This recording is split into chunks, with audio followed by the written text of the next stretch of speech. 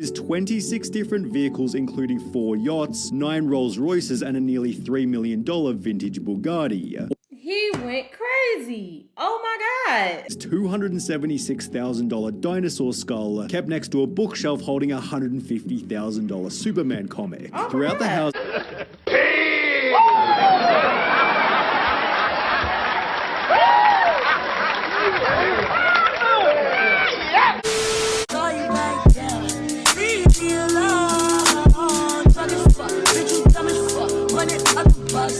But there are a few active bankruptcies stranger than Kim Bassinger's, who thought it was smart to pay $20 million for an entire country town. Braselton, Georgia had only 2 shops and 500 local residents, one of which describing the town by stating, "Breading chicken is about the most exciting thing we do around here," which made the reason for Kim's purchase even more stupid. She planned on turning the town into a Hollywood tourist attraction by building a major film and recording studio with the added bonus of a theme park, homes and shopping centers at a time when Braselton's economic conditions were so atrocious. Another local resident stated, "If we talk about the economy, everybody gets depressed." Given the real Hollywood was on the other side of the country, it's no surprise that the project failed, forcing Kim to resell the town for $4.3 million, locking in a $15.7 million loss and the alienation of her entire family who'd also bought into the project. The stress from the town's failure then caused Kim to pull out of a movie she was starring in, prompting the producers to successfully sue her for $8.9 million, which Kim couldn't pay. You had to declare bankruptcy. You made everything and then lost everything. Lost everything.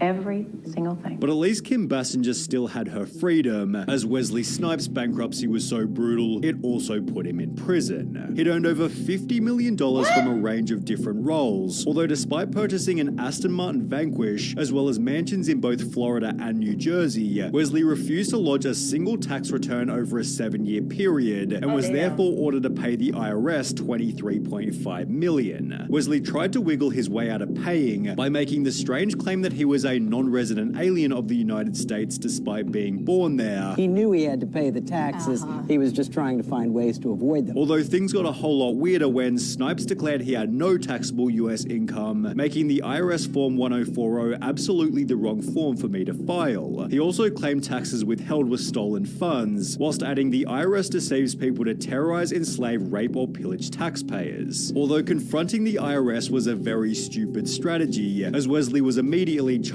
with 6 counts of willfully failing to file federal income tax returns, for which he was given a federal prison sentence. Wesley Snipes gets 3 years behind bars. In 2018, 5 years... Yo, hold on. I did not know that Wesley Snipes went to prison, first of all. Okay? I did not know he went to prison. That's something new to me, all right? I did not know he went to prison. Second of all, I did not know what he went to prison, let alone what he went to prison for. It's crazy that he did go to prison for 3 years, and I had no idea of it. That's crazy. Years after being released from prison, Wesley Snipes still hadn't paid $1 toward his tax bill and would try to settle the $23.5 million debt by instead offering the IRS $842,000, which they understandably rejected. Wesley then tried arguing economic hardship, but the court said no to that too, instead dropping his tax bill to $9.5 million, which it seems he hasn't paid either. Avoiding a tax bill for 15 years might almost make him a genius. However, when Heidi Montag blew through $10 million, there was zero intelligence anywhere. Reality television was the source of her wealth, appearing in The Hills, Big Brother, and I'm a Celebrity, Get Me Outta Here. Although when these types of shows completely disappeared, Heidi instead began recording music, spending $2 million on her very first album. She'd state, "I put every dollar I have into this. I've spent over $1 million, almost $2 million on this album. It's cost as much or more than a Britney Spears album because I wanted it to be that quality. The songs will make an impact in pop history. It sold only 1,000 copies." In case losing $2 million on a worthless album wasn't bad enough, she'd talk about her daily life by stating, "Every time we'd go out to eat, we'd order $4,000 bottles of wine. Heidi was going to the mall and dropping $20,000 to $30,000 a day. We thought we were Jay-Z and Beyonce. Heidi's outrageous spending was justified because we heard that the planet was going to end in 2012. We thought we have to spend spend this money before the asteroid hits, although the peak of her stupidity was still yet to come. With the money running low, Heidi faked a divorce with her husband, who explained the split was designed to create fresh interest in his wife for a potential British TV project. Divorcing was the only way to keep Heidi's career going, although this failed to do anything. Heidi Montag had to lose every penny before finally learning her lesson. We live too in the moment. People say live in the moment. Well, we did. You know, we didn't really think about our futures. All of which could have easily been learned by researching Nicolas Cage. National Treasure had brought his net worth to $150 million, prompting him to spend $25 million on a waterfront primary residence, although Nick also felt the need to buy a holiday home. He'd therefore spend a further $15 million on a Rhode Island countryside mansion, also picking up an $8.5 million apartment for his weekends away in Las Vegas. But what about his weekends in the Bahamas? Well, for that he'd drop $3 million on his own private island, but this didn't do anything for his trips to Europe, for which he'd spend a further $12.3 million on two medieval castles, where he'd spend huge sums on enormous Gatsby-style parties. By 2007, Nicolas Cage had bought 15 different houses, where he'd keep his 26 different vehicles, including 4 yachts, 9 Rolls Royces, and a nearly $3 million vintage Bugatti.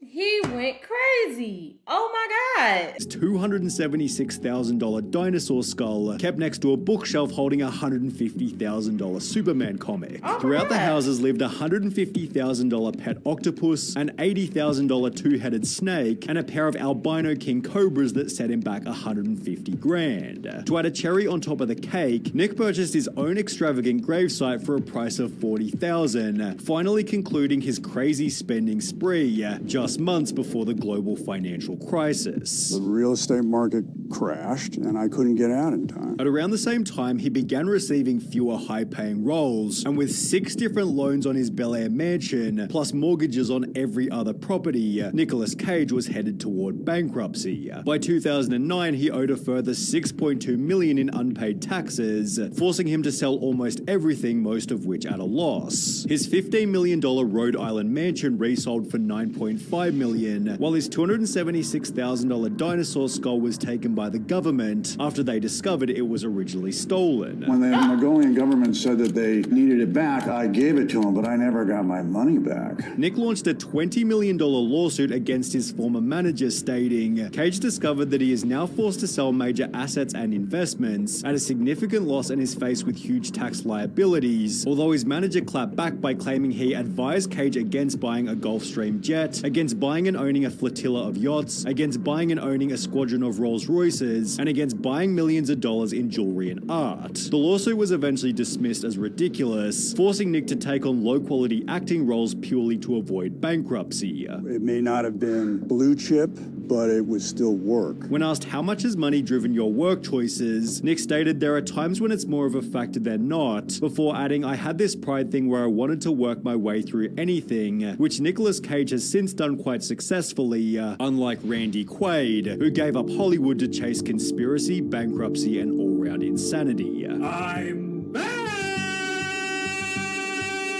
By appearing in Independence Day, Brokeback Mountain, and every National Lampoon movie, Randy Quaid became a multi-millionaire. I have earned approximately $40 million throughout my career. However, despite winning a Golden Globe and being nominated for an Oscar, Randy's career came to a screeching halt halfway through 2009. Why? Well, it began after he and his wife were arrested for trying to use a fake card to pay a $10,000 hotel bill, after which both refused to appear in court. After the case eventually settled, Randy and his wife were once again arrested.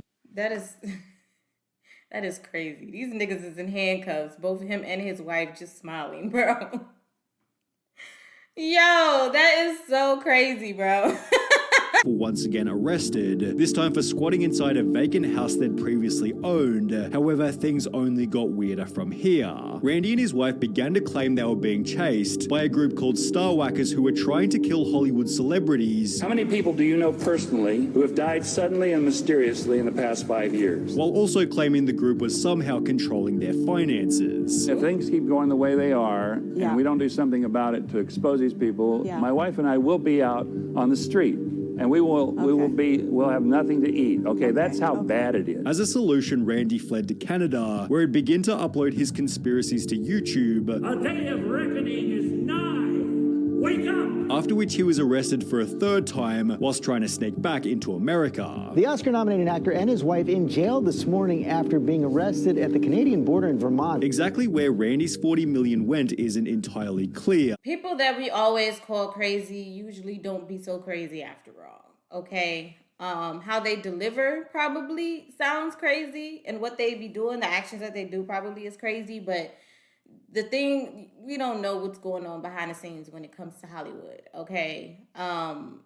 We have we have heard and seen a lot of these people spiral out of control, and these same people say the exact same thing when they go through this spiral about what's going on in their life behind the scenes, Hollywood. So I'm not going to call him all the way crazy, okay? Because he probably witnessed something. He probably went through something that we have no idea about, okay? So I'm not going to just write him off as crazy.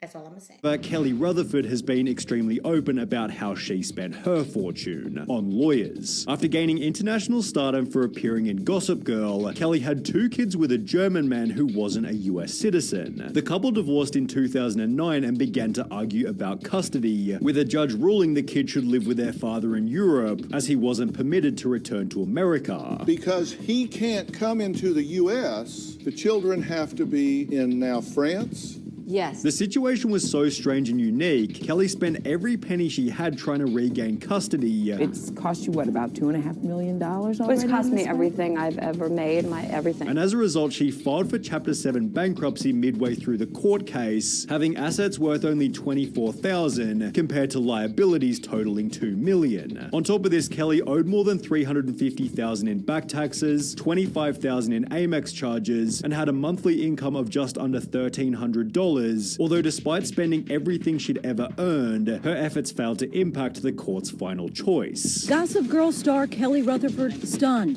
and fighting back tears after losing a bitter custody battle today in New York Supreme Court. Kelly's spending was out of complete necessity, whereas Johnny Depp spending $650 million was nothing but complete stupidity. In 2012, he was listed as the world's highest paid actor by the Guinness Book of Records, although despite earning $900 million over a 13-year period, he spent the money so poorly Conan O'Brien joked that he must have gotten financial advice from Nicolas Cage. Similar to Cage, Depp purchased 14 different properties, including his own Bahamian private island, multiple countryside mansions, and a $60 million village in France, although it was Johnny Depp's day-to-day expenses that might have been even crazier. A 2017 lawsuit revealed he was burning $2 million a month on $200,000 for a private jet, $150,000 on security for himself and his family, $300,000 on staff, including 40 full-time employees, and $30,000 on wine, which was confirmed during his trial with Amber Heard. However, Johnny Depp... I believe that some people, when they get all of this, when they become millionaires, you get what I'm saying?